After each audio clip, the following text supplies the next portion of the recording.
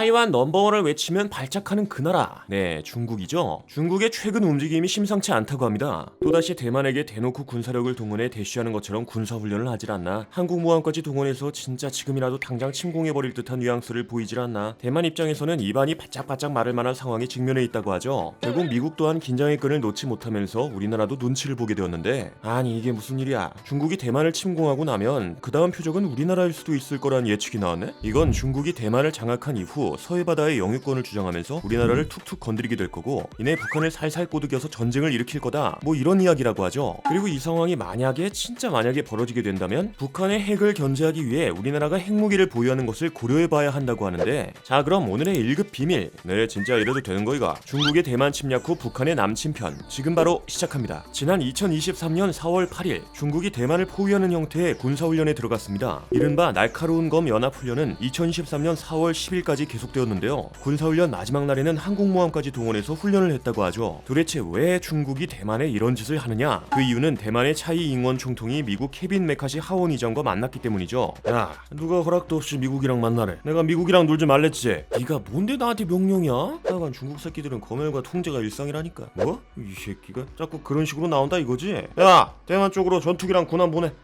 너 이렇게 나오면 내가 타이완 넘버원 외칠 수밖에 없어. 왜 이래 이거 진짜? 뭐 이런 식으로 보복 차원에서 군사훈련에 들어갔단 거야. 이렇게 최근 중국은 대만에 대놓고 위협을 가하면서 우리 사이 나빠요 라는 걸 보여주고 있습니다. 이로 인해 중국이 대만을 침공할 가능성이 점점 커지는 중이죠. 많은 국가들은 이에 대비해서 중국이 대만을 침공했을 때를 가정한 시나리오를 돌리고 있는데, 사실 여러분들도 잘 아시다시피 중국이 대만을 침공하면 미국이 대만을 돕기 위해 참전할 확률이 높잖아요. 바이든 대통령은 중국이 대만을 공격하면 미국이 방어에 나설 것이다 라고 이야기하기도 했으니까, 뭐 다른 것도 아니고 명실상부 천조국 미국이 참전하는 것이다 보니 대부분은 중국이 패배할 것이다 라는 예상을 내놓고 있죠. 그러나 전쟁은 어떤 변수가 발생할지 모르는 일입니다. 최근 러시아 우크라이나 전쟁만 보더라도 많은 이들의 예상과는 빗나간 일들이 자꾸만 터지고 있기도 하죠. 그러다 보니 중국이 대만을 점령하는 데 성공한 것을 가정한 분석들도 나오고 있는데, 중국이 대만을 점령한다라 아무리 생각해도 대만의 미래가 어두컴컴할 것 같잖아요.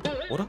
미래가 어두운 건 대만뿐만이 아니라고 하네. 아니 우리나라도 영향을 받을 수 있다는 거야. 도대체 이게 무슨 소리인가 하고 살펴봤더니, 만약 중국이 대만을 점령하면 그 다음에는 서해 영유권을 가지고 우리나라를 압박할 거라는 분석이 나온 겁니다. 그러니까 일단 대만을 꿀꺽 삼키고 나면 자연스럽게 주변의 영향력을 확대할 거라는 소리였죠. 이 말은 즉 우리나라 또한 이 여파를 피해갈 수 없다는 건데, 실제로 중국이 대만을 침략하면 북한이 우리나라를 공격한다는 예측이 나오고 있습니다. 먼저 중국이 북한을 부추겨서 우리나라를 침공하게 만든다고 하죠. 중국이 굳이 북한을 부추기는 이유는 미국의 전력을 분산시키기 위해서인데요. 북한이 우리나라를 공격하면 세계의 질서를 수호하는 입장인 미국은 적더라도 지원을 보낼 가능성이 높고 신경 쓸 곳이 늘어나게 됩니다. 이건 미국을 상대하기 더 수월해지는 결과로 이어지죠. 또 미국이 주한미군으로만 해결한다고 해도 주한미군을 붙잡아둘 수 있으니 그것대로 좋은 결과라고 합니다. 게다가 전쟁으로 바빠지면 우리나라도 미국을 지원할 수 없기 때문에 중국 입장에서는 엄청난 이득이야. 물론 북한도 이득이 되지 않으면 중국의 말을 듣지 않겠지만, 북한이 충분히 가능한 일이라고 판단하면 우리나라를 침략할 가능성이 존재합니다. 그때가 되면 북한은 중국의 설득이 없어도 우리나라를 노릴 수 있다고 하네. 일단 중국이 대만을 침공하면 주한미군도 전쟁에 참여할 수 있는데요. 미국 싱크탱크 CSIS는 주한미군의 전투 비행대대 4개 중에서 2개 대대가 대만을 돕기 위해 차출될 가능성이 있다고 보았죠. CSIS는 주한미군 2개 대대가 떠나게 되면 북한이 그 기회를 틈타 도발을 감행할 수 있다고 전망했습니다. 이것만 봐도 중국과 대만의 문제가 우리나라랑 전혀 무관한 일이 아니라는 걸 알 수 있죠. 그러나 우리나라에 큰 문제 없이 중국과 대만의 전쟁이 끝나도 북한이 우리를 공격할 수 있어. 미국의 또 다른 싱크탱크 퍼시픽 포럼에 따르면 중국이 전쟁에서 승리할 경우 북한은 중국이 미국으로부터 자기를 보호해줄 거라고 인식할 수 있다고 하는데, 이로 인해 북한이 우리나라로 진격하게 될 가능성이 있다고 말합니다. 그러면 진짜로 우리나라랑 북한이 다시 전쟁을 할 가능성을 무시할 수는 없는 거네 라고 생각하고 계신 분이 있으실 텐데요. 그렇다면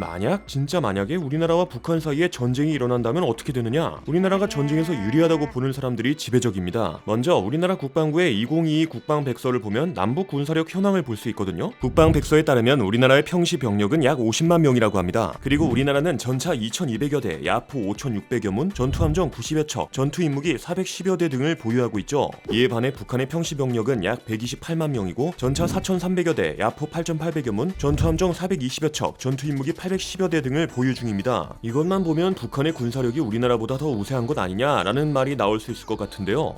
평시의 병력만 봐도 북한이 2.56배나 더 많다는 것을 확인할 수 있으니까요. 아니겠습니까? 그러나 양적으로는 북한이 우세할지 몰라도 질적으로는 우리가 한참은 앞서 있다고 하죠. 북한의 무기들은 대부분이 낡아빠진 것들이란 건데 북한의 잠수함만 봐도 1950년대에 소련이 설계했던 로미오급 잠수함을 1973년부터 도입해서 지금까지 쓰고 있습니다. 우리나라와 2배나 차이 나는 전투 인무기도 상황은 심각했죠. 2022년 10월 공중 시위를 펼쳤을 때 이륙도 제대로 못한 항공기가 있을 정도입니다. 하지만 우리나라는 최신식 무기들로 도배가 되어 있었는데요. 4차 산업혁명 신기술을 적용한 미래 지상군 아미 타이거, 첨단 이지스 구축함과 3000톤급 잠수함, 5세대 F-35A 스텔스 전투기 등등 북한보다 압도적인 성능을 뿜뿜하는 클래스를 자랑하죠. 특히 F-35A는 엄청난 스텔스 기능을 보유하고 있어서 북한에게 큰 위협이 된다고 합니다. 동무, 지금 그곳에서 무언가 감지되었으니 조심하시라요. 동무, 왜 대답이 없습니까? 동무.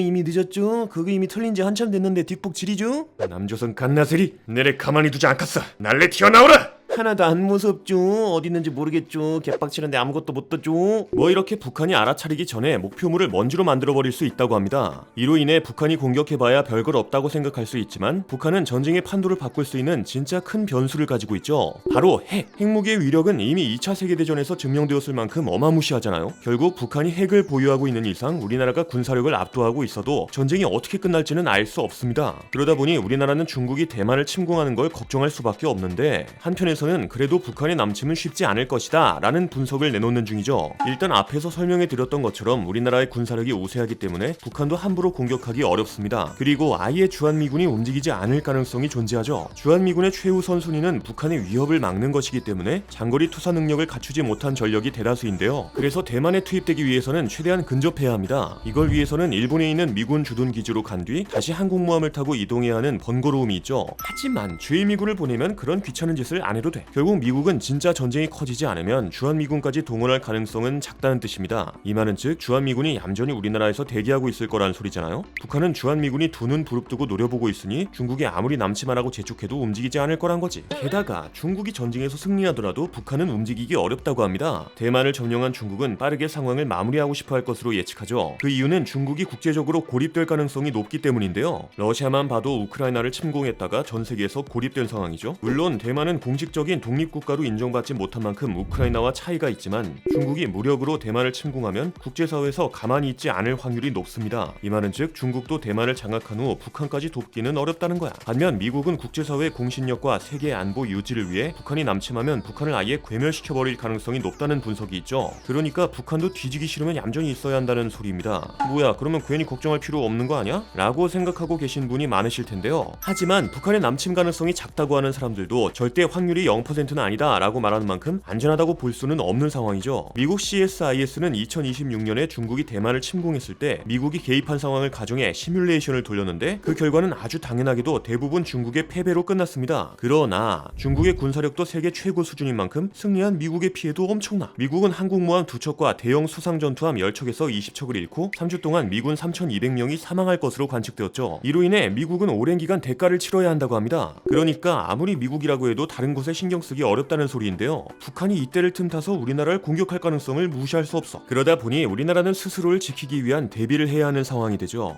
이때 제일 문제가 되는 것은 북한이 보유한 핵무기. 결국 우리나라는 북한의 핵무기에 대비하기 위해서 똑같이 핵무기를 고려해야 하는 경우가 발생할 수 있습니다. 실제로 영국 이코노미스트는 우리나라의 핵무기 보유 가능성을 제시했다고 하네. 그게 도대체 무슨 소리냐? 만약 미국이 대만에서 물러나면 아시아에서 미국 안보 우산의 신뢰성이 의심을 받고 우리나라가 핵무기를 구할 수 있다는 거야. 물론 바이든 대통령이 대만을 방어한다고 선언한 만큼 미국이 대만에서 순순히 물러날 가능성은 작습니다. 그러다 보니 우리나라가 핵무기를 구할 확률 또한 현저히 낮은 상황이고요. 과연 중국과 대만의 관계가 어떻게 될지, 우리나라는 어떤 대응을 하게 될지 주목해야 할 것 같네요. 자, 그럼 더 이상 전쟁은 일어나지 않기를 바라면서 오늘의 1급 비밀 마치도록 하겠습니다. 다음에 또 다른 이야기를 담은 서류 1급 비밀 파일을 들고 다시 찾아오도록 하겠습니다. 감사합니다.